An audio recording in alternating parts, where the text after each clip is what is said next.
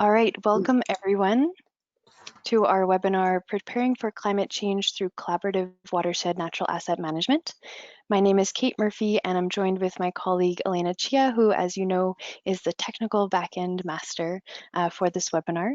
We're both from the Fraser Basin Council and normally based out of the Vancouver office, although now we are working from home for the next little while. Next slide, please. So before I get into the details of this webinar, I'd like to acknowledge that I'm on the territories of Tsawwassen Nation, Musqueam Nation, Kwantlen Nation, Chemainus Nation, Keetsi Nation, and Stolo Nation, otherwise known as Ladner in British Columbia.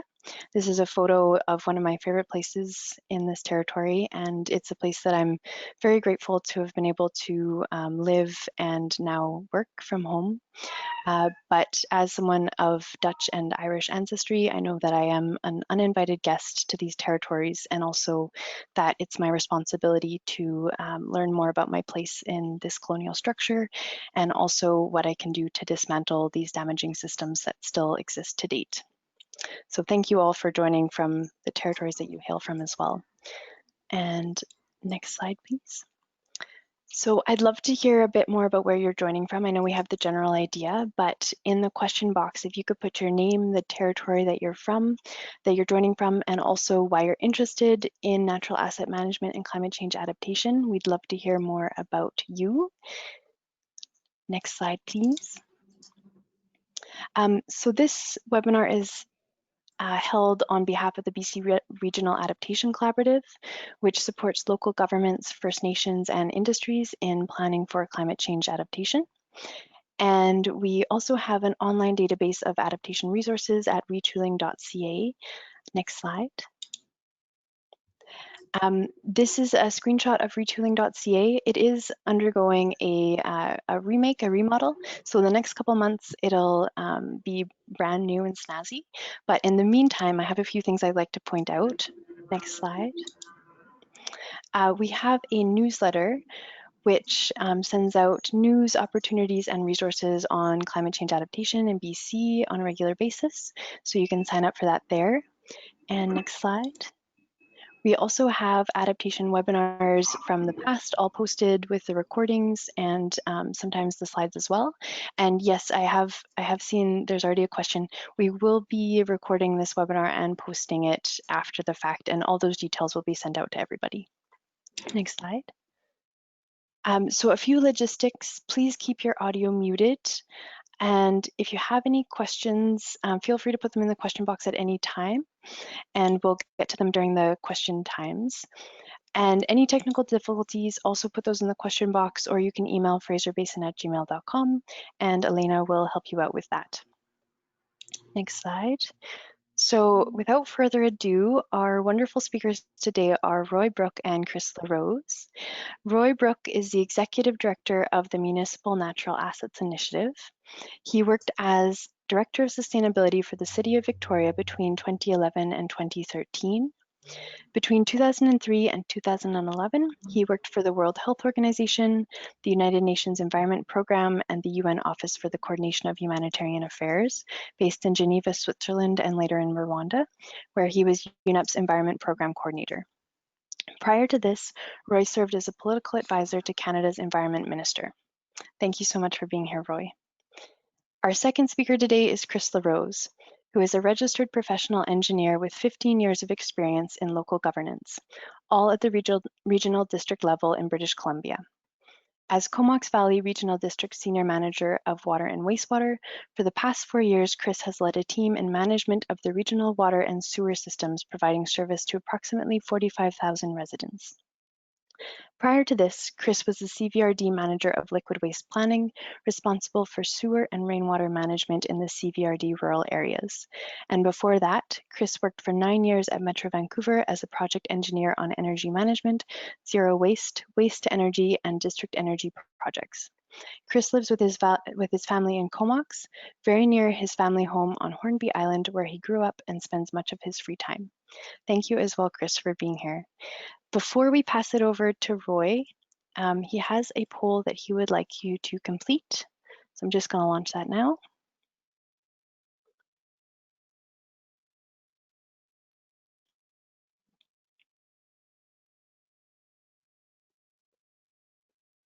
And it looks like about half the people will have come in so far. I'll give it a couple more seconds. All right. So is your community actively managing natural assets to provide core services like stormwater management? It looks like the majority of folks who answered yes, which is great. And a lot of folks were also unsure. And there's about 20% no. So thank you for answering that. Now, Roy, we will pass it over to you. Thank you very much, Kate. Very interesting poll results. Can you hear me okay? Can hear you great. Okay, thanks. So thank you, everyone. Welcome. Good morning, depending where you're from. Good afternoon. I'm really delighted to be here virtually with all of you at this Fraser Basin Council organized event. Just going to advance through my slides there. My hope today is to explain what natural asset management is, why it matters, and some of its applicability, and then answer any questions you may have, and then turn it over to Kris La Rose, who is at the forefront of some of the most exciting efforts in Canada, and he will go into more of a deep dive.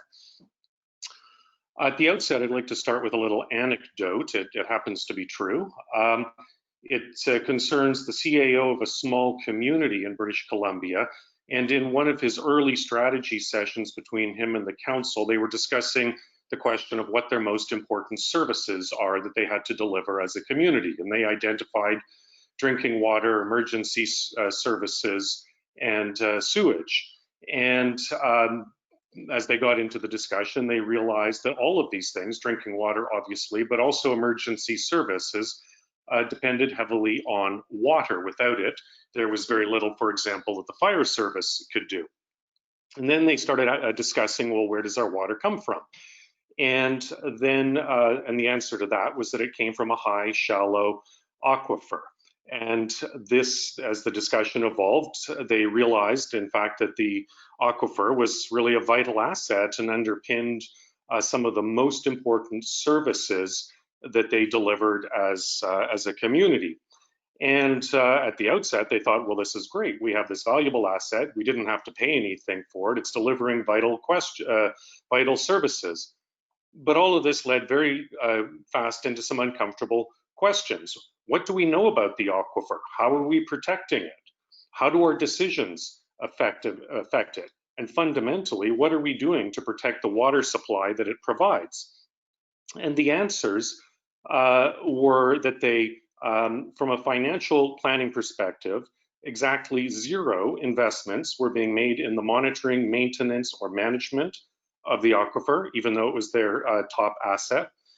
There was very little that was known about the aquifer that could support asset management in the community. They knew far more about the assets that they could see, like parks, and far less about assets that they could not see, like the aquifer.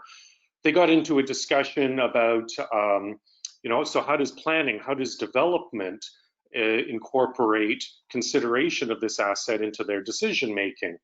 And the answer was, well, they don't, because they don't have any information on it. And then they said, well, what would it cost us to replace this aquifer? And the answer, of course, is that it was irreplaceable, but if they had to replace the service that it provides, they would need to build a water filtration plant, which, even if they could have got all the permits in short order, would have been into the hundreds of millions of dollars and tied the community up for years. And none of this was sort of academic, because the community had already had to shut down a couple of the wellheads for the aquifer because they'd had some contamination from leaking gas.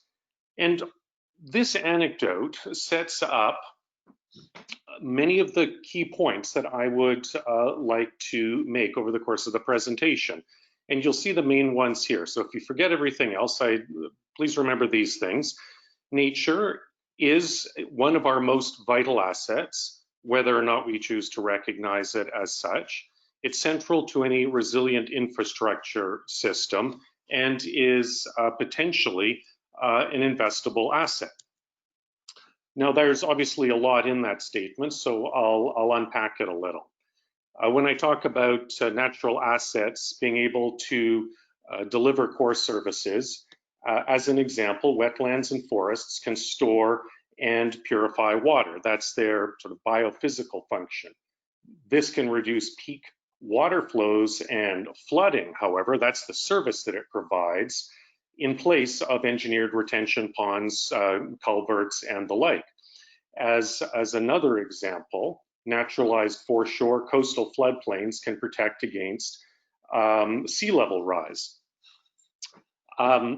Furthermore, natural assets, and we'll get into this much more in detail over the course of this discussion, can be managed very deliberately to ensure that they continue to provide cost-effective and reliable services. However, there's a but here. There's always a but. Many local governments in Canada do not fully recognize the level of their dependence on natural assets, what is or should be involved in protecting the service, or what it might cost to replace the natural asset in whole or in part. And really, to the extent that they're thinking about natural assets at all, they're thinking about them from the perspective of green, social, recreational amenities, all of which are very important, and no one is going to say otherwise, but they are leaving on the table a whole suite of other services for which they could be conceptualizing, measuring, valuing, and ultimately managing their natural assets for. And this is important because, absent these very active and deliberate approaches, we find ourselves in a situation in many communities where natural assets are often overused and under-recognized. And the picture on the right I took in Stratford in Ontario, and it's sort of partly a metaphor and partly a very practical example. That's a bioswale, which can be very valuable in channeling storm water and in managing flows. But here, it's not really being managed in any particular way, and it's just filling up with garbage, which is, as I say, both a metaphor and a practical example. And so now I just got to figure out how to advance slides here. There we go. And so there is a gap, and the gap is between the potential of natural assets and how many, and if not most, local governments are currently acting on it. One reason that we might care about the gap is that the status quo is not always delivering. Across Canada, infrastructure is aging in poor condition in many cases and in need of repair. This is a result of everything from the age of our built stock to the fact that a lot of maintenance has been deferred over the years, to, of course, pressures like climate change. And you can see here some stats. The Federation of Canadian Municipalities states that about a third of all of our infrastructure is in very poor to fair condition. Some other, I won't go a ton into the details here, but federal disaster payouts for flooding are double the average from 40 years ago. A lot of raw sewage overflowing, according to StatsCan, which suggests that the existing built infrastructure is not sufficient to handle the downpours that we're getting in a changing climate. And there's not a whole lot of immediate saviors. On the one hand, local governments are getting squeezed. They're responsible for managing about 60% of Canada's infrastructure. They're getting 10 to 12 cents on a tax dollar. Obviously, they're getting hammered negatively in a variety of unprecedented ways as a result of the coronavirus pandemic. On the other hand, climate change is creating more and crazier weather events, and communities on the front lines know this better than anyone. A storm event that maybe used to be happen once in 50 years might happen 3 times in a week. On the left, you can see a picture from a couple of years ago from the Quebec floods. On the right, this is the town of the city of Courtenay, and up in the top right-hand corner, that's the Pacific Ocean. Coming from the bottom left is the Puntledge River, and everything in between is the downtown core and residential areas. And areas like this are like many communities, getting squeezed harder all the time with less resources to deal with the situation. So what all of this means is that if you have valuable assets, natural assets, for which you have paid no capital costs, and as we'll describe, can often have lower operating costs, you need to treat them basically like gold, trying to avoid new capital outlays and really protect, manage, value what you already have in terms of natural assets. So there's some good news in all of this, and this is really what's paved the way for the discussion today. Canadian municipalities, whether they like it, whether they don't like it, have to adopt modern structured asset management processes. There's a bunch of drivers. I won't go into them, but if anyone wants to talk about them, we can. The core of modern structured asset management is the idea of sustainable service delivery, and that's what you can see that this Asset Management BC is the source of this wheel. What you can see in their wheel is that is the central idea. And basically what this means is that if I'm the director of finance or engineering or public works, I don't care, and I don't need to care so much if my service is coming from a gray engineered asset or a green natural asset. What I care about is something entirely different, which is whether or not that service is cost effective and reliable. And to the extent that the answer is yes, natural assets can provide a cost effective, valuable service, local governments kind of have to listen to the story. The first community in British Columbia, Canada, and probably anywhere that really started stitching all of this stuff together, the ideas of modern asset management and modern asset management and ecosystem services, was the town of Gibsons on the Sunshine Coast. They kind of backed into it a bit. They were going through all of their sort of engineered asset inventories and doing condition assessments and the like, and they got to the end of it and said, well, this is all well and good, but we have not included our aquifer or our forest or our foreshore, which provide some of our most important services: stormwater management, drinking water protection, and flood and erosion protection, respectively. And this led to a vast flurry of activity. I won't go into details particularly right now, but suffice it to say, it's led to wholesale changes in the organization, starting with asset management policies that put engineered and natural assets on the same footing, not as some big moral statement, but in recognition of the obvious, that natural assets are vital for the community, to investments in their natural assets. They've done side-by-side comparisons, for example, around stormwater management. They found, and all of this you can find on our website, they found that natural assets in the forest case was a fraction of the cost of building, maintaining, and ultimately renewing engineered culverts and stormwater retention ponds.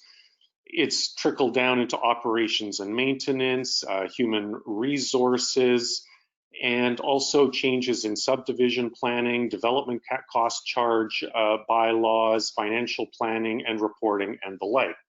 So that's the Gibson story. Lots on our website about that. But then the Gibson story led to the obvious question: so what? Does it matter? Can this example be refined, replicated, scaled up? And obviously the answers turned out to be yes. You can see some of the different communities that MNAI is working with across Canada. We came into existence as a not-for-profit to refine, replicate, and scale up the Gibsons example. I'll just dip briefly into some of the work that we've actually done. But what I'd like to emphasize before doing so is that all of our work it's not about doing studies, it's not about analysis as such, it's not about doing reports, it's not only about valuing natural assets, it really is about natural asset management. It is fundamentally about asset management. It is using methodologies that and tools that local governments must use anyway. We are simply extending their applications from bridges, roads, and bus stops to aquifers, forests, foreshores, green spaces, parks, and the like, so that we don't have to go to local governments and say, hey, we know you're busy, we have a new thing for you to worry about over here. Instead, we're going to them and saying, we're here to kind of work with you and help you deliver sustainable services using tools that you have to use anyway, and with which you are increasingly familiar anyway. So about 3 years ago, we finished a first national cohort funded in large part by the Real Estate Foundation of BC, with projects in BC and Ontario. All of the technical reports and summaries are on our website, but some of the sort of the top 3 things that I would highlight from this that we found is that natural assets, we're focused on stormwater management here, can provide equivalent stormwater management services to engineered assets, that they can do so both under current and climate change scenarios, and in the latter, their value actually increases, because unlike an engineered asset, natural assets can be adaptable and resilient to the effect of climate change. So a well-managed asset can in fact appreciate over time. I definitely encourage, if you're interested, to look at some of these studies. Just to maybe pick on one, that big house you see in the middle, that's from Oakville. And there's no engineered stormwater management system in the southern old part of the city. They're getting increasing flooding. People are pulling out small houses and putting in big mansions like this one. It's putting pressure on the existing stormwater management system, which consists of remnant streams and ditches. And a lot of people putting in these new big houses sort of saying, look, these ditches are ugly, I want them gone. And sort of in the old days, I suppose, they might just have gone ahead and buried it and culverted it. But what we were able to demonstrate through this work is that even these fairly miserable and unprepossessing looking little strips of ditch, 240 meters, if you have to replace it, costs about $1.2 million for just this small stretch. That valuation doesn't force the local government to do anything specific, but it gives them an evidence base for a whole range of things, whichever direction they want to go in, whether that be stormwater utility, discussion around covenants and easements, a discussion with landowners to say, look, I get that you want this stream culverted, but we're going to have a discussion because your private interests are creating a public cost. And so it leads to a different and more evidence-based discussion. Cohort, just trying to advance here. There we go. Cohort 2, I'm sort of running a little over time, so I won't go into details on Cohort 2 much, but very similar, just released the results. This was funded in large part by the Federation of Canadian Municipalities. There's a quick snapshot, just take a screenshot, but all of this is on our website. Really bore out the results of the first cohort. We then started moving into more watershed level projects. The Comox Lake one is the one that Kris La Rose is about to speak about next. We have another one of these in the Hamilton Burlington area of Ontario. So we'll be talking about that in more detail shortly. I'd like to touch on this question of the enabling environment. MNAI, as I say, it's a not-for-profit. Our goal is to make natural asset management a mainstream practice. The good news, I guess, is that a few years ago, there were 0 examples of this stuff happening in Canada. Now there's 20 odd. The bad news is that there's 3,700 local governments in Canada. And at our current clip, it would take us a century and a half to kind of work our way through them all, which is obviously kind of out of step with the pressures of climate change, infrastructure challenges, and so on. What we're trying to do is create a strong enabling environment for natural asset management, which is characterized, that enabling environment would be characterized by market demand, so local governments understanding why this is important and wanting it done, multiple players being able to meet that demand, and then an overarching set of norms or standards so that we know that the work, natural asset management, is being done in effective, comparable, and replicable ways. So without going into a ton of detail, I'll just say there's stuff going on around with the public sector accounting board regulations. We have a very exciting project with engineers and geoscientists of British Columbia to create what will amount to some of the world's first professional practice guidelines on natural asset management and asset management. That one's funded in large part by the Real Estate Foundation.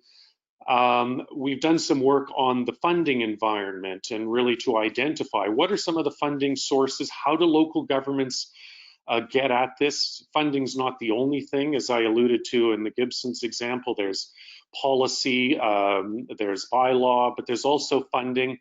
We're starting to see money moving into some of these projects. We're starting to see an environment that is federally anyway that is far more supportive of green infrastructure and natural assets. And if you look at Grand Forks, which is one of our first pilots, you'll see that they got around 55 million of disaster mitigation and adaptation funding money to restore, rehabilitate. That was one of the things, to rehabilitate their floodplain. Tons more that can be said there, but I'll just flag that this work is going on. My final slide here is, or penultimate slide, I guess, some of the things that are going on right now. There's obviously a lot of discussion around possible rehabilitation and restoration funding post COVID-19, and I don't know if that will materialize, but it's obviously the case that local governments probably more than ever need the ability to deliver cost-effective and reliable services, particularly when their tax base is getting hammered. And that's certainly what we're hearing from the ones that we work with. Others might have different views.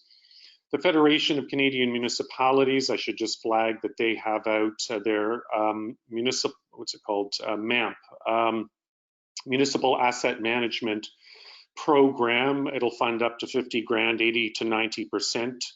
And natural asset inventories, which are one part of asset management and kind of the gateway, if you will, to asset management, are eligible for funding.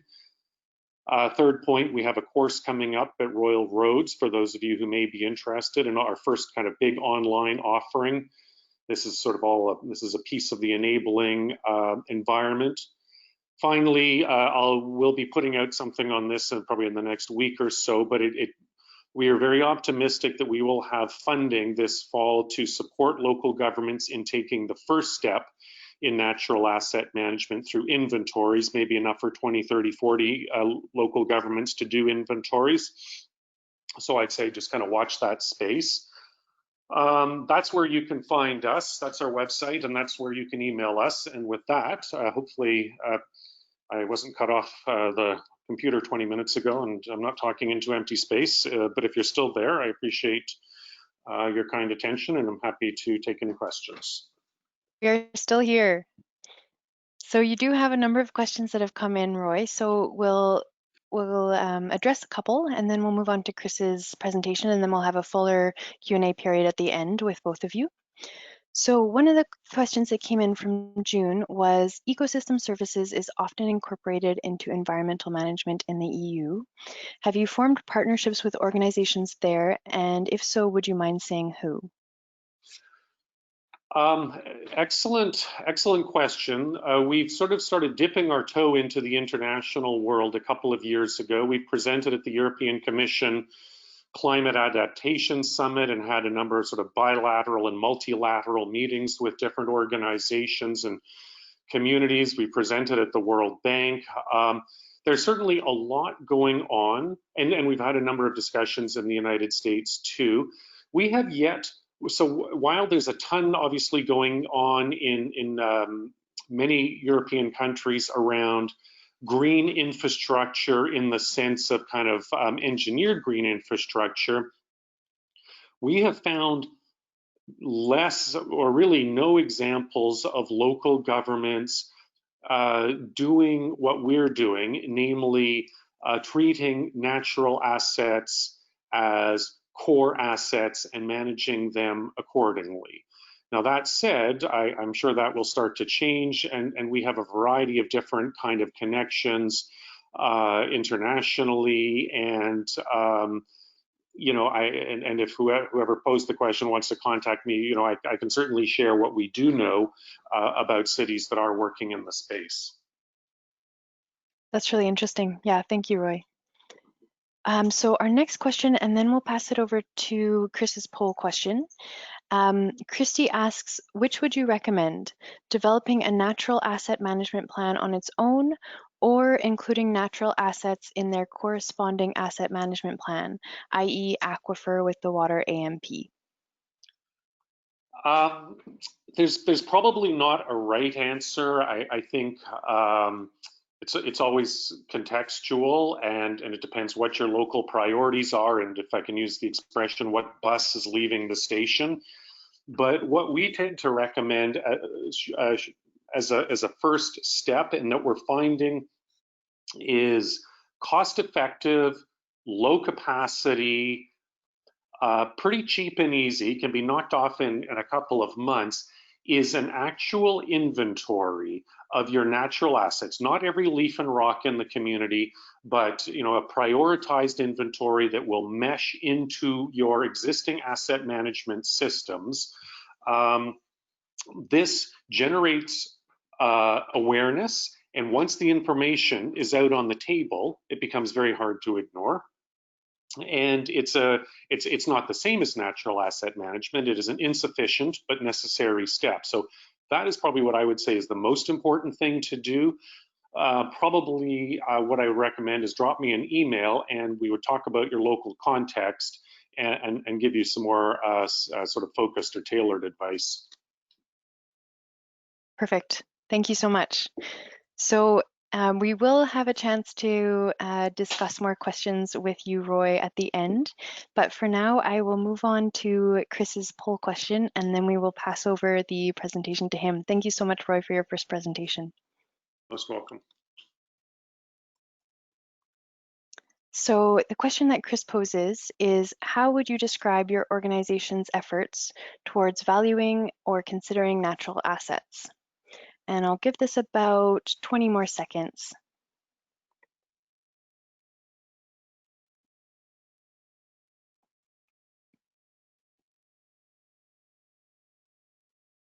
Okay, it looks like about half of you have selected an answer, so we will close it here.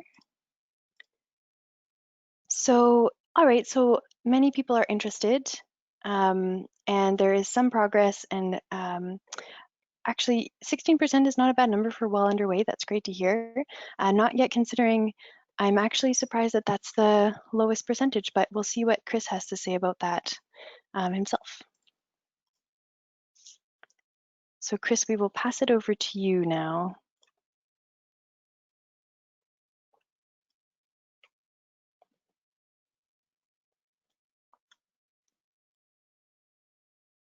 All right, we see that perfectly, Kris.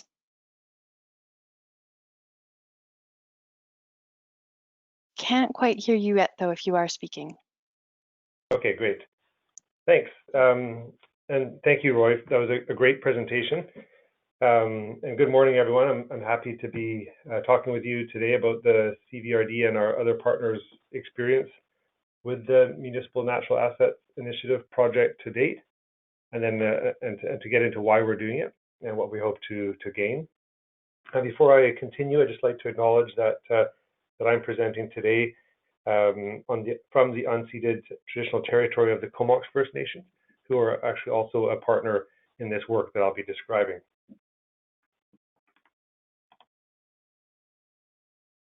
So to start, I thought I'd provide some context for those of you that aren't familiar with our part of the island. So the Comox Valley Regional District stretches from the Salish Sea on the east and includes the islands of Denman and Hornby, all the way into the Beaufort Mountains and Strathcona Park on the west side. The region covers approximately 1,700 square kilometers, and it includes 3 member municipalities, Courtenay, Comox, and Cumberland, and 3 electoral areas, with a total population of about 70,000 residents. At approximately 460 square kilometers, the Comox Lake watershed forms a pretty significant fraction of the region as a whole.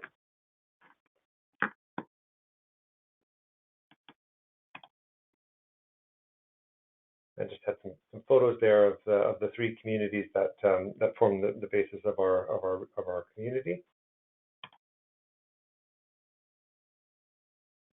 So the Comox Valley water system or water service provides bulk water supply, treatment, and transmission and storage for Courtenay and Comox and several CVRD local service areas in the areas surrounding those municipalities. The municipalities have their own distribution systems, and the CVRD manages the distribution systems for the local service areas. And there's about 45,000 residents that participate in that regional service and receive water from the Comox Lake. The village of Cumberland have their own water supply, which happens to be within our falls within our drinking watershed, and I'll touch on that more later. So there's the red line is the outer boundary of the Comox Valley Water System service area. It includes currently an intake off of BC Hydro infrastructure, which I'll touch on the next slide. So chlorination and ultraviolet treatment there before injection into our transmission system, which circulates the water throughout the system and into the various distribution systems, and then a network of reservoirs. So that's our engineered infrastructure, our engineered assets. So the existing intake, the sole source of water for the Comox Valley water system is the Comox Lake watershed. And the current intake to the system is off of BC Hydro infrastructure. So BC Hydro or their predecessors have had a dam and have been generating power on this river system for almost 100 years. And we've, for the last 50 years, we've piggybacked on their penstock to get water from the river, which outputs from Comox Lake into our system. So, however, we are roughly halfway through a $120 million project to build a new water filtration plant and a lake intake and the conveyance necessary to gain independence from the BC Hydro infrastructure and ensure water supply even in years of extreme drought. So the drought of 2015, which really hit East Vancouver Island hard, really emphasized to us how vulnerable we are when we're drawing water from the river, which could dry up during drought conditions worse than what we saw in 2015. So with the new infrastructure that's shown on the slide here, we will have a lake intake at below the output level of the river, well below it, in fact, so that even if, in the quite possible event in the future that a drought conditions, lack of snowpack combined with low precipitation in the summer could lead to a slowing down of flow and potentially even a drying up of the river, we will maintain our water supply. So while the shift in intake location will slightly decrease the size of the watershed by moving from partway down the river up into the lake, it's a modest change as the entire lake watershed remains upstream from our intake. So due to the legacy from the ENN land grant, which some of you might be familiar with, particularly those on the southeast quadrant of Vancouver Island, so that was where the BC government at the time in the late 1800s granted Lord Dunsmuir the southeast quadrant of the island in exchange for building a railway from Victoria to Campbell River. So as a result, there's almost no crown land in our region, and approximately 2/3 of the watershed is owned by private timber companies, including the bottom of the lake and the tributaries. And most of the remaining third is provincial parkland, so Strathcona Park. So as such, the CVRD has little control over what takes place in the majority of the watershed. So this means that all watershed management activities require a multi-stakeholder approach with all of the landowner and jurisdictional authorities being engaged in any significant decisions about land use and management of the watershed.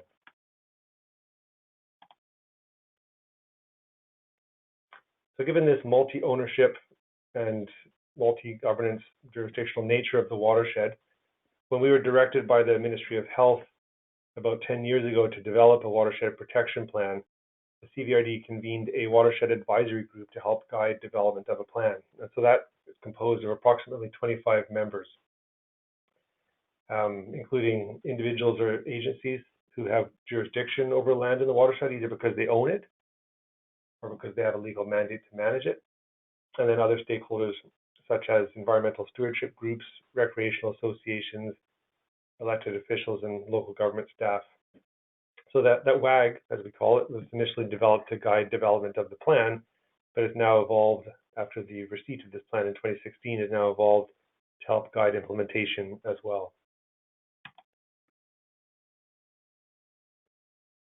So just a brief description of the plan itself. It's a living document, so we are committed to updating it on a regular basis.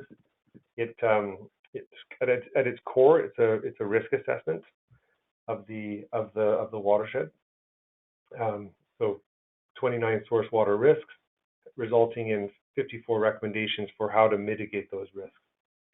So ranging, from accidentally spills and emergency response, plane crashes, camping, forestry activities, human body contact with the water, camping, wildfires. Wildfires is the single largest risk to the water supply identified in the plan. It also includes implementation timeline and cost estimates for some of these major pieces. So leading up to the new water treatment facility being in place next year, the goal was to improve land management, understanding source water quality, and reducing the need for boil water notices, which we were plagued with over the last number of years as the frequency of extreme rain events has increased. We saw some significant erosion of some of our tributaries, leading to a significant decrease in water quality, leading to approximately 120 boil water notice days over the last 6 years. So, but following the new treatment plant being in place, that new barrier should be more than sufficient to ensure a much higher standard of water quality in the system. But moving beyond that, we hope through better management of the watershed to improve operation of the facility, to minimize operational costs of dealing with poor quality water, and then defer or avoid any need to add additional treatment infrastructure in the future, which could be the case if we see a significant decline in water quality, if any of those significant risks from the Comox Lake Watershed Protection Plan materialize.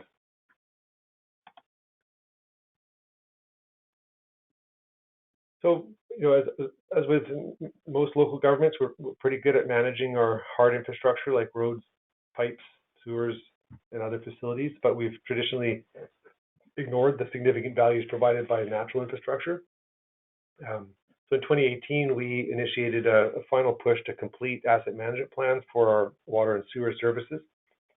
And through that process, we had identified that there was well-established approach and management system for addressing engineered assets, but not so on the natural asset side. And we had recognized, through the Watershed Protection Plan process, how significant of the value that the watershed provides to the community.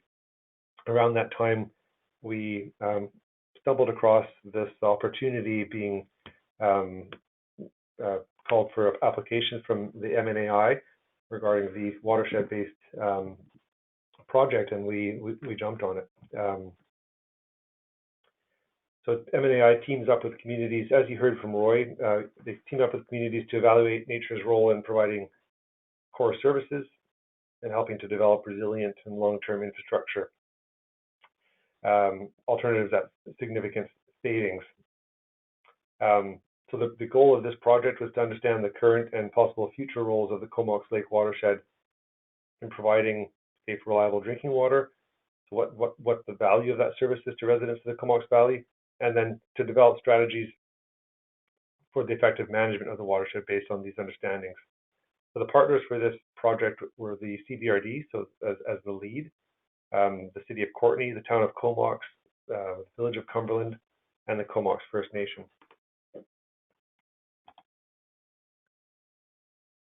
So from our perspective, the key drivers, so obviously the Comox Lake watershed is the sole source of drinking water for over 45,000 people. Previous assessments had concluded that there really was no viable alternative source for a community system of this size. Climate modeling that we've undertaken with the Pacific Climate Impacts Consortium to convert the global models to the regional level has indicated that we're likely to see things get worse in terms of the impacts that we're already seeing, the longer, drier summers, so more prone to drought conditions. But then, in addition to that, a shift from a mix of snow and rain on the mountains to more predominantly rain, which means with the impacts or implications on snowpack. And we're very keen to develop a methodology for valuing the watershed that will help us build business cases to continue to allocate resources into the future and potentially even justify additional resources for acquisition of land or rights to that land to improve the resilience of the watershed. In fact, the region just is in the process of working with other local partners on a significant acquisition, which I'll touch on the next slide. So we see this project with the Municipal Assets Initiative as a key first step down this path. So from Cumberland's perspective, so Cumberland's interest in the Watershed MNAI project is due to the characteristics of their water supply, which, as I mentioned, falls squarely within our own drinking water, the broader drinking water watershed. So they're water supplied from a series of reservoirs within the Perseverance Creek watershed, which is one of the key tributaries to the lake. So this system supplies drinking water to approximately 3,700 people in the village of Cumberland, which is just to the top right on the photo, as well as an additional 2,000 people in Royston, which is downhill from there and located in Area A. But to date, the water in their system has met the requirements for filtration exemption or deferral, which is a mechanism that the Ministry of Health provides to communities that are able to demonstrate a high quality of source water. So the naturally high quality of the water, they've been able to protect it to date, and it provides a cost savings to the village by avoiding the need for a costly water filtration plant, which they've identified. So they're carrying a line item. They understand how much is at stake. So the ability of the watershed to continue to provide that level of quality of water is of significant importance to the village. So the CBRD, Courtenay, Comox, Cumberland, and the KFN worked together to develop a project proposal and an MOU and submitted that to the MNAI. And once the MNAI had selected our watershed, and that had been formalized, a working group of similar membership to the Watershed Advisory Group that was formed, or that's in place for implementation of the Watershed Protection Plan, was convened to help define the scope of the initiative, and then again meet again several times throughout the process to help guide. And so this photo here is of those stakeholders, that working group meeting in the Comox First Nation boardroom. So the approach that we've taken, so under the guidance and influence of the MNAI, is a kind of a three-step process. So the first one being an inventory of the natural assets that the collection of natural assets that form the Comox Lake watershed. So that this shows that what the assets are and where they are. Each asset, similar to kind of a gray infrastructure, as Roy mentioned. So each asset has its own code using standard asset management nomenclature. So we're as much as possible modeling this approach on the existing process that we have in place for gray infrastructure.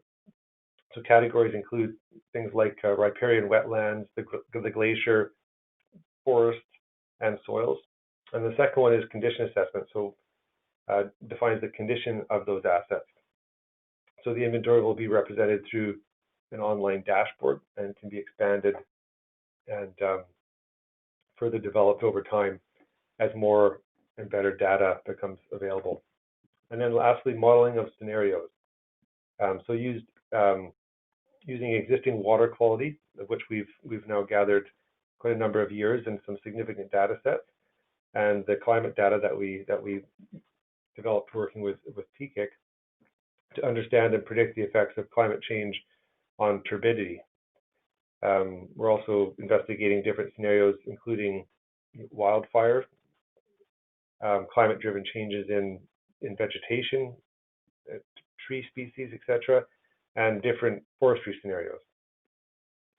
Runoff and groundwater modeling is being used to change the vegetation and soil parameters as a sort of sensitivity analysis.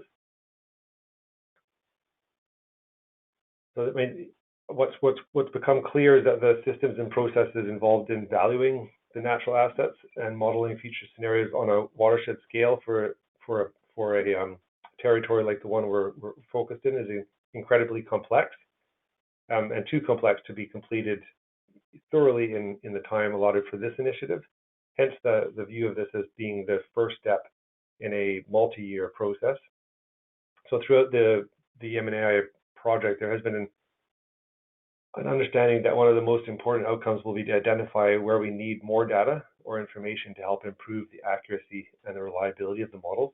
Meaning this will be very much a live process. And the outcomes of this gap analysis will inform our next steps as we work towards improving our management of the critical natural asset.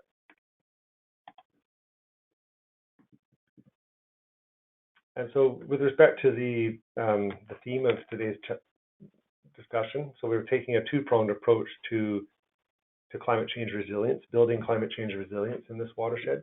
And it's based on the core assumption that healthy ecosystems provide a greater resilience to change. And so our two-pronged approach is the first one, working with stakeholders to understand the health of the natural systems within the watershed and how best to improve and protect them over the long term. And then the second one is to continue monitoring those systems over time to detect and then respond and be able to respond to change. As I mentioned earlier, we see the M&AI project and the valuation of the watershed services to the Comox Valley water system as key to allowing us to build the business cases for continuing and expanding this work, to build these data sets, and as those data sets grow, to be able to adapt and build a more resilient environment. And finally, I'll just close with a screenshot from the Cryosphere project, which shows the significant losses to the Comox Glacier year over year. So the Cryosphere project is an initiative currently underway in partnership with the VIU and UNBC, which involves LiDAR and ground truthing to monitor the depth of snow and ice throughout the year, tracking changes and gaining a much better understanding of how this region will respond to the projected local impacts of climate change. Because in addition to being an iconic view from downtown Courtenay, so those of you that have visited on a nice day and driven up 5th Street, you'll see the glacier framed by the main street. The glacier also provides about 25% of our base summer inflows to Comox Lake. So according to our latest projections, the glacier is likely to disappear by the end of the century, if not sooner. So the M&AI project and the effort to quantify the value of the Comox Lake watershed will help us take the steps necessary to prepare for this change and others that might be coming. And finally, I'd like to express a big thanks to the MNAI and Roy specifically for this really important work, and to NRCan and for the province for helping out with funding for the project, without which it wouldn't have proceeded. That's it for me, and happy to answer questions. Thank you so much, Kris. And I think the importance of this work is really highlighted by that last slide that you shared. So yeah, great to see the work being done.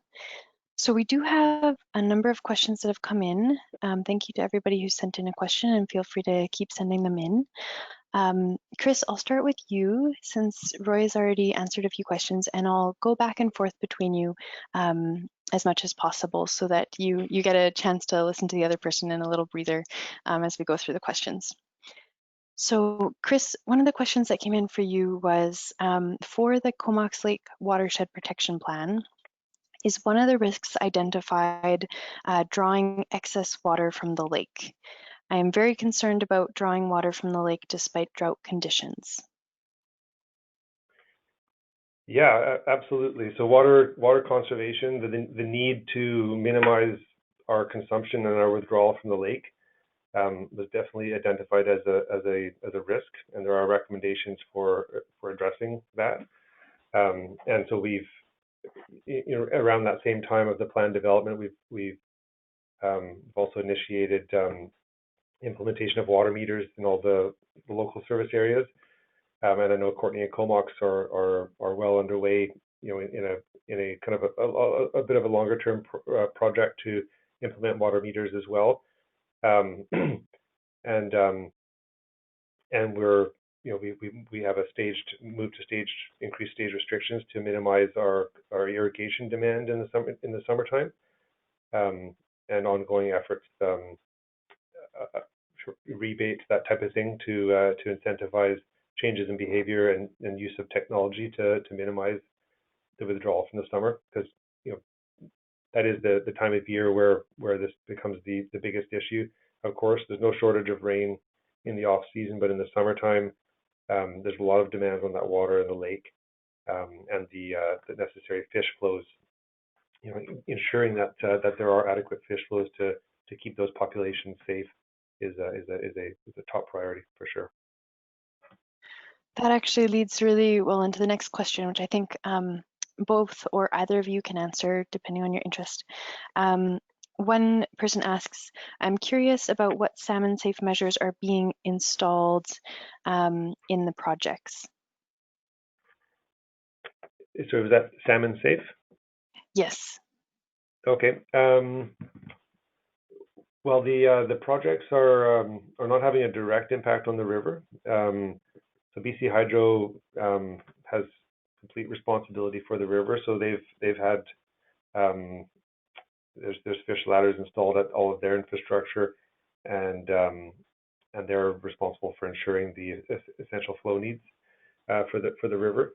So when we and so for our part, when we in the planning process for approval of this new treatment plant, because of the change in intake location, we underwent an extensive 2-year study process to demonstrate that that shift in withdrawal from the lake instead of the river would not have a negative impact on the fish. So there is and we're also working with the Courtney District Fish and Game Association to rebuild a fish hatchery up at the lake, so that they can further bolster the salmonid species returns in the Puntledge River. Fantastic. And Roy, the next question is for you. One of our attendees asks, do you have examples of how adjacent unincorporated regional district areas collaborated with municipal MNAI projects where there are shared interests in flood mitigation and drinking water source protection? Yeah, I mean, it's a great question. The short answer is yes. There are different kinds of examples. Maybe at the outset, I would say there's basically no case that I am aware of where a municipal government derives services from natural assets that it owns entirely. In almost all cases that I can think of, natural assets are providing services to local governments over which other people have either ownership, title, jurisdiction, and so collaboration is always going to be and tools to facilitate collaboration are always going to be essential in this kind of undertaking, and that's no different than the case of watershed management more generally. So I think probably one of the three things that come to mind, one, the Comox Lake example, and you have Kris here from a regional district. Two, in the case of Gibsons, there's at least some collaboration between Gibsons and the regional district, and in particular the province there, because what's sort of interesting in the Gibsons example is that they are doing works and maintenance and upkeep in forested areas that they don't actually own, which on the surface seems strange, but then what they care about is not sort of the ownership, but the services. So they're seeking permission from other levels of government to do work because they care about the service. In the Hamilton-Burlington area, we're looking at a Grindstone Creek watershed that's upstream of Hamilton and Burlington. And there we've got a couple of sort of regional players involved. There's in Ontario, you have these things called conservation authorities, which are legislated entities with a variety of different responsibilities. They're very intimately involved in playing kind of a leading, facilitating data provision role and a coordinating role. And the regional government is also involved to some extent. So those are kind of the three examples where there's at least some stuff going on. I would say, if you ask me the question a year from now, you'll get a way better answer, simply because when we started out this work, we weren't doing it at a regional scale or a watershed scale. We were doing it at a sub-watershed scale because we were really just kind of finding our way. But now as we're really figuring out that, look, you kind of have to think about this stuff at a watershed scale.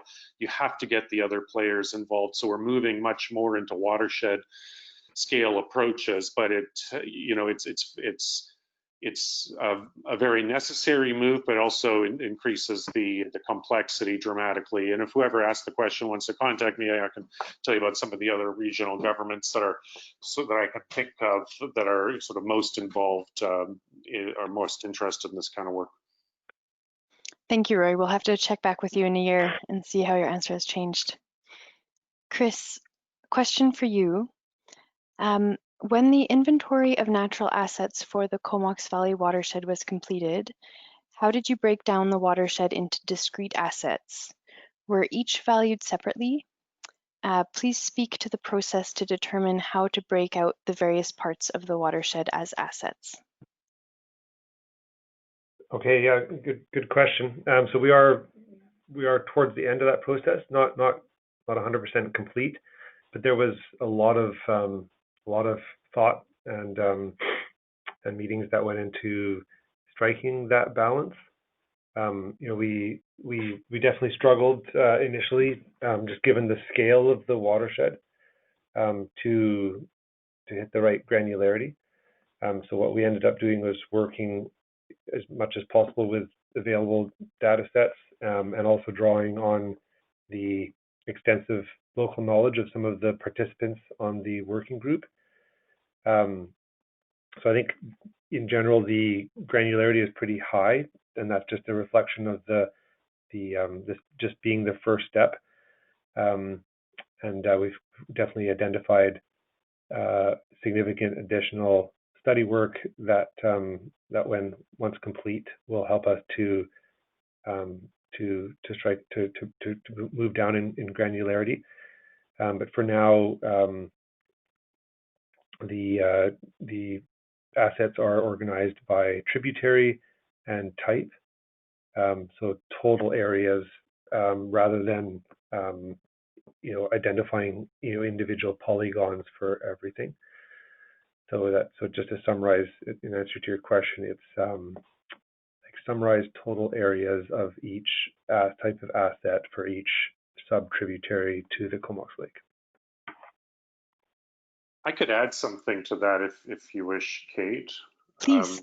It's sort of maybe a bit indirect, but I'd just like to make a couple of observations. One, just to be very clear, we don't value the asset as such. We are valuing the service from the asset. So we're not saying a forest has a quote unquote worth of a certain amount.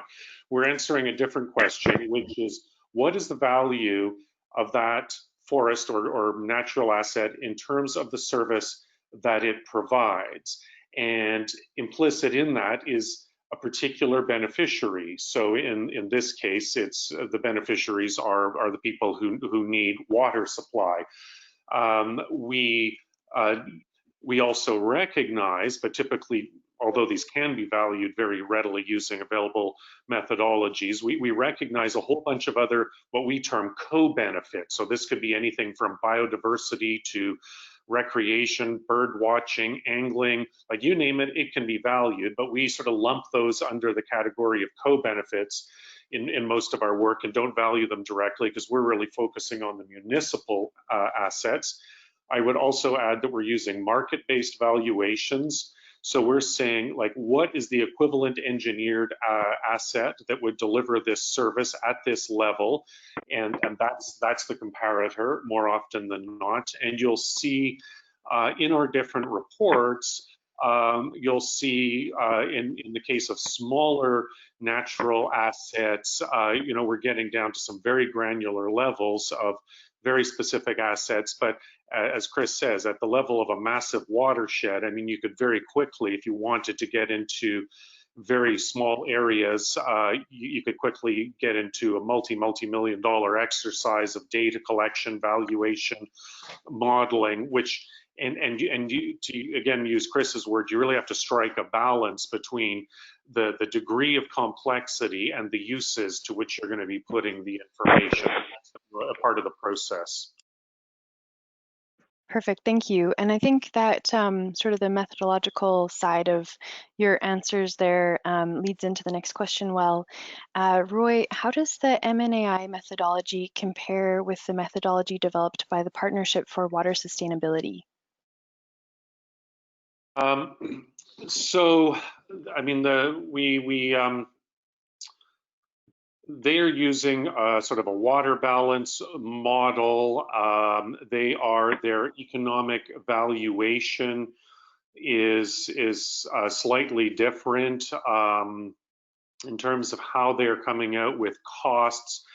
And really, I would say, but the sort of the fundamental difference is that ours is really looking at, it's not just about evaluation, it's really about all steps of a municipal asset management process. So the inventorying, the assessment, the modeling of different scenarios, and that's what really gets you into the operational if-then types of discussions. If we tarmac the watershed, what would it do? If everyone built as of right, what would happen? If we rehabilitated, if we restored, then that gets you into, so that's, a very kind of important piece of it. Then we get into the planning and the implementation.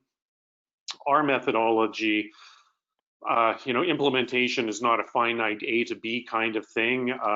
It's sort of more like an Escher staircase and kind of goes on almost indefinitely. So that's a bit about our methodology. I think they're both important. They both have their place, and it really depends probably on what you are trying to what you're trying to achieve. That's great. Thank you, Roy.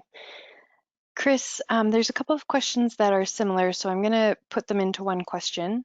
The first is, have you been able to identify specific priorities for enhanced upland water storage and enhanced wetlands? And the second one is, I'm curious what Comox is considering investing in specifically to protect the watershed besides land purchases. Sure. So the first one, so upland storage, no, we haven't considered that. I think the thinking is that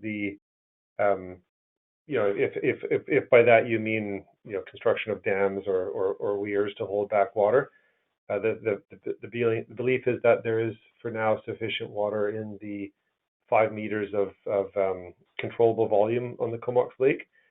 And in terms of wetlands, so part of our long-term approach is undertaking proper functioning condition assessments of all tributaries within the watershed, and so that does, you know, that will provide one of those inputs to increase granularity that I talked about on the in terms of the assets. But that's a very detailed look of the entire tributary, which will feed into the inventory, but also give us a sense of the health of those of the different parts of the tributaries, including the wetlands.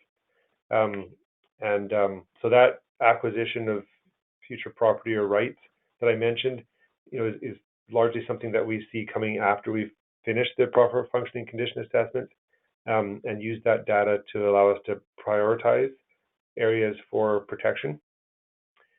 So using that data, yeah. So that's the wetland storage piece. Troy, what was the second question?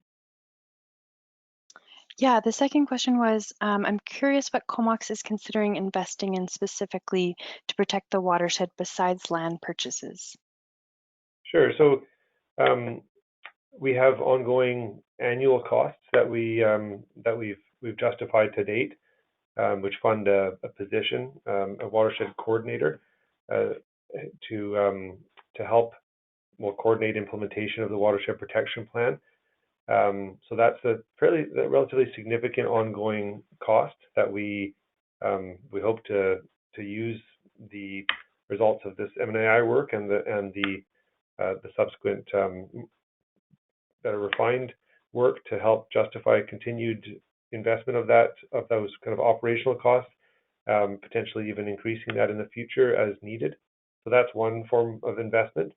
And then in addition to that, it's the potential for acquisition, you know, looking for opportunities to leverage, as that recent example that I did mention, that is acquisition of some of the lower sections of Perseverance Creek. We were able to leverage our investment through partnerships with others. So, and then there's the acquisition of rights.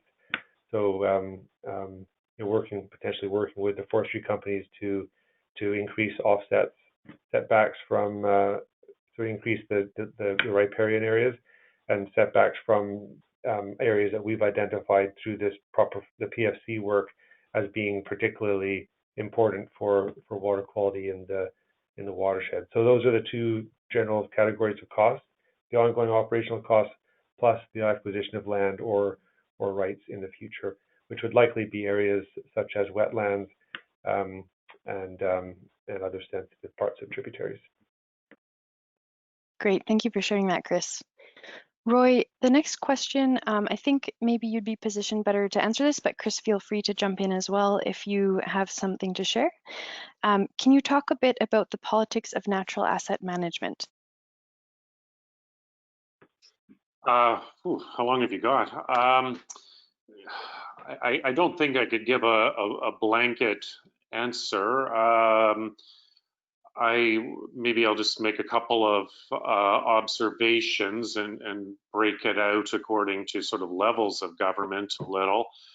I would say federally, there is certainly strong, growing, encouraging recognition of the role of natural assets and natural asset management. Like if you look at some of the requirements and the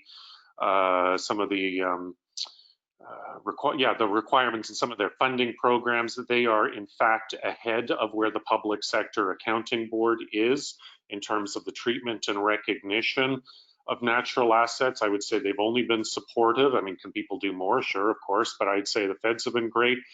You know, if we look across the provinces, I don't have experience in all of them, but I would say here in the province of BC, We would be nowhere without the province. They have been, as Kris mentioned, strong funders of this project, of particularly the Ministry of Municipalities and Housing. They have been very, very supportive and encouraging of everything that we've tried to do since the very earliest days, since before this thing even existed.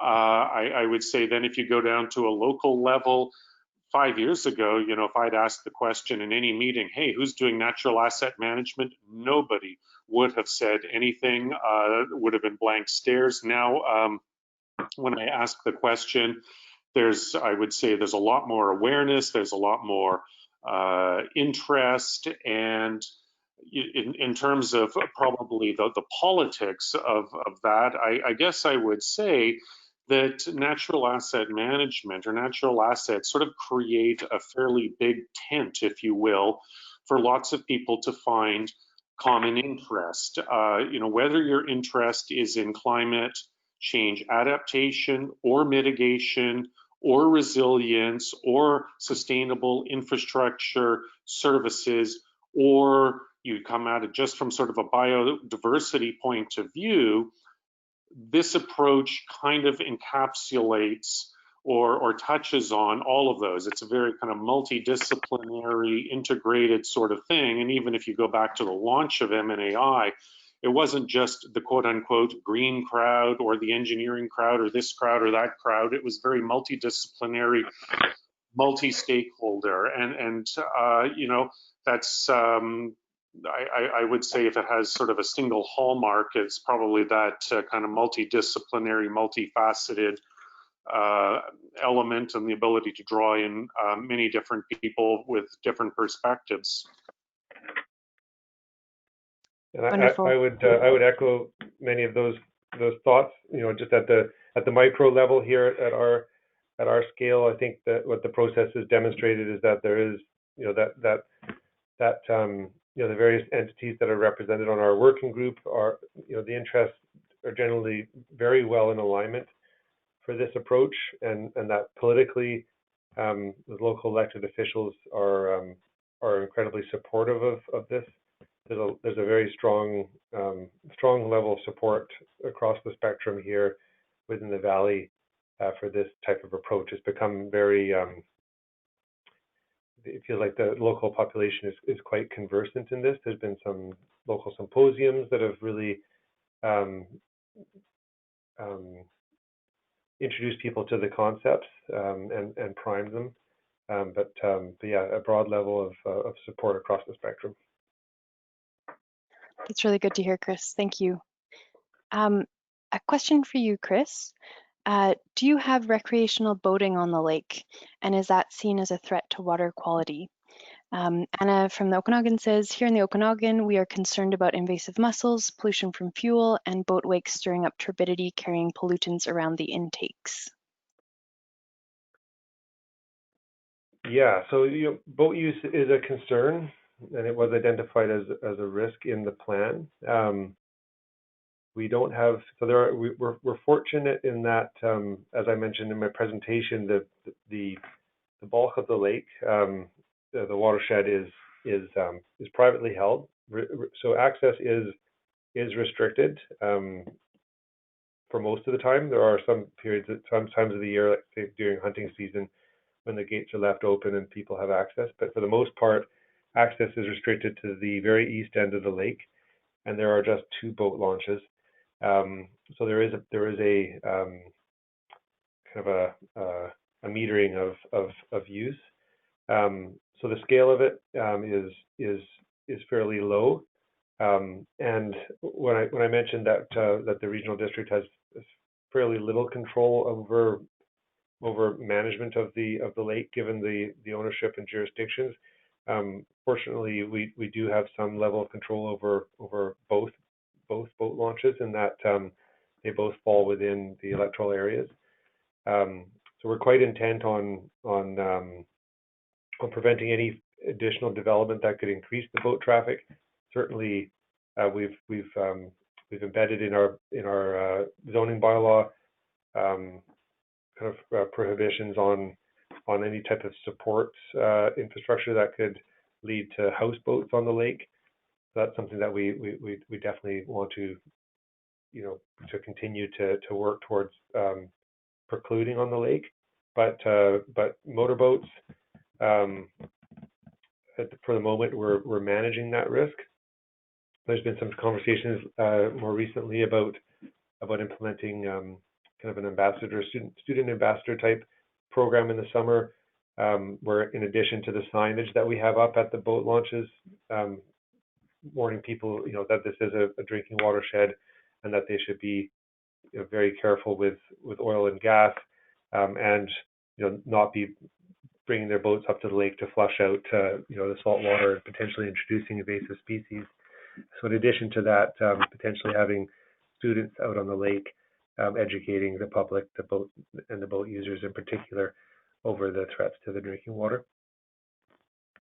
That sounds really interesting. I'd love to hear more about that later. Roy, question for you. Harmanjeet says, I work as a water authorization officer in South Okanagan. I strongly agree with you that aquifers should be considered as assets. And can you talk about any scope for monitoring the health of aquifers in relation to the expansion of groundwater exploration for various purposes? I am of the opinion that we lack any strong mechanism for monitoring the aquifers, i.e. lack of groundwater level data in confined aquifers. I don't, that's probably a more sort of involved discussion that I'm really qualified to speak to, but I guess what I can say is that in some of the communities that we've worked in, let's go back to the archetypal sort of the Gibsons example. I mean, what they have, before all of this started on their journey, there was no monitoring, really nothing allocated to the watershed, notwithstanding the fact that it provided 2/3 of the community with their drinking water, and thus eliminated the need for an engineered hookup to the Sunshine Coast Regional District. And and then so they did a detailed aquifer study that sort of generated a lot of support and sort of awareness of the issue. And through a kind of a natural asset management approach, what they've been able to do is identify specific monitoring activities that are necessary for the health and the well-being of the aquifer. And they've got costed financial plans for it. But all of this sort of needed to be predicated on sort of an understanding of the aquifer and evidence. And they also actually, interestingly, just started seeing some neat synergies between, they brought in a water metering, and that was quite interesting because it really, in some cases, sky-high bills helped them find leaks in pipes. So by bringing in the water metering and identifying the leaks in the pipes, they were able to thus increase the aquifer recharge rates. So, there we have some neat examples of how it ties in, but I think if I understand your question correctly, it's probably more detailed and more broad than I'm doing any justice to. But I'd be happy to follow up and connect you with some of our technical folk who can speak to it in more detail. Yeah, that's a great segue, Roy. It looks like we have time for maybe 2 more questions, and there's many more questions than that in the question box. Roy and Kris, are you all right with being sent some questions afterwards if any aren't answered by the end of the webinar? Fine with me. Yeah, me as well. Feel free to reach out at any point. Perfect. All right, so we'll go through 2 more questions and then close this out. We've had a good showing of almost 200 people at the webinar today, so thank you everyone for joining us. We'll hopefully get to all of your questions in the follow-ups, but for now we'll just concentrate on the last 2. So Kris, what responsibility, if any, do forest companies that own the land have with respect to managing their assets to maintain acceptable water quality in Comox Lake?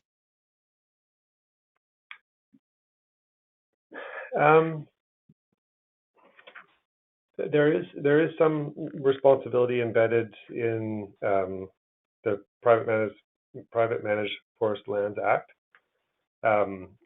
the province is actually in the midst of a review of the PMFLA. And some of our feedback to that is that the mechanisms that are embedded there could be strengthened. But that being said, the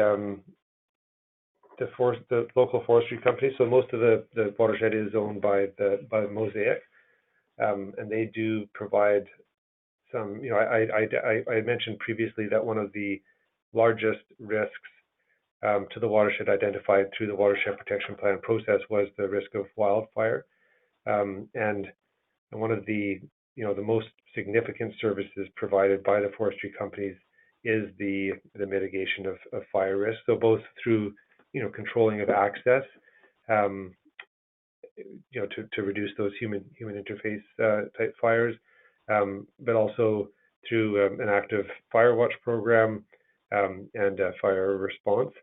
So that really can't be understated. Plus there's the maintenance of the road network, which, although if not done properly, can have negative impacts on water.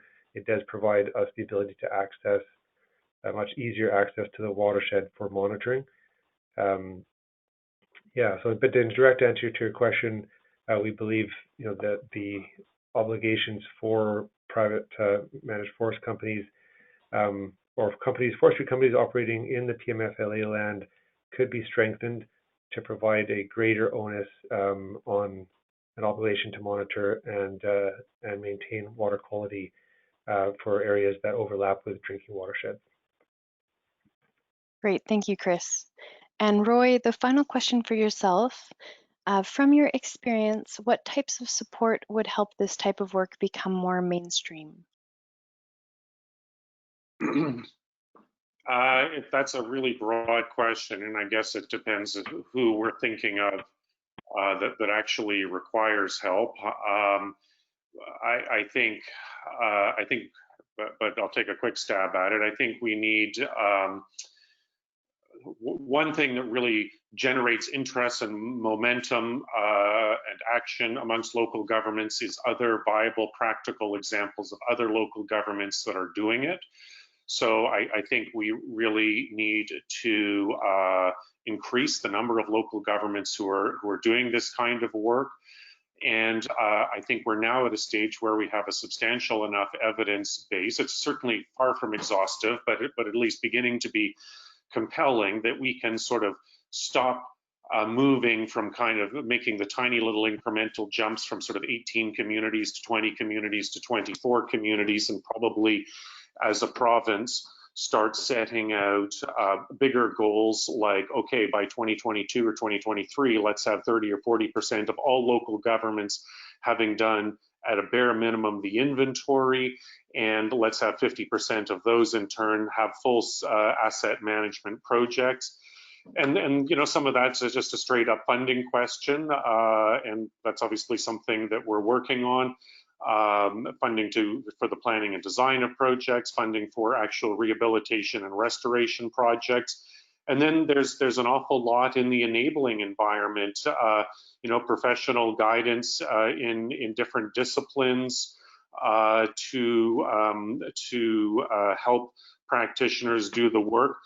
All of that finally will at best maybe get sort of 50–60% of local governments doing this work. You'll get the leaders, the people who want to be leaders, or the people who are interested and can be convinced. With a bunch of sort of carrots, you will get all of those people eventually doing this kind of work within a number of years. To get the people who really don't care about this kind of stuff and aren't terribly interested, finally, you'll probably need a stick. And that would likely, one simple stick would be from the Public Sector Accounting Board, requiring that natural assets to provide critical services be considered, and bang, there in one fell swoop, every local government in the country would have to consider it. We're already also seeing some regulatory requirements. In Ontario, there's Regulation 588.17 that requires people to get moving on asset management, and including in their definitions, our natural assets. But, you know, I think we're miles away from needing a regulatory thing. I think there's lots that can be done, encouraging, sharing the business case, creating a better enabling environment, and so on, all the sorts of things I discussed in my presentation. Wonderful. Thank you so much, Roy. And thank you so much, Kris, for giving your time to make and give these presentations and answer these questions.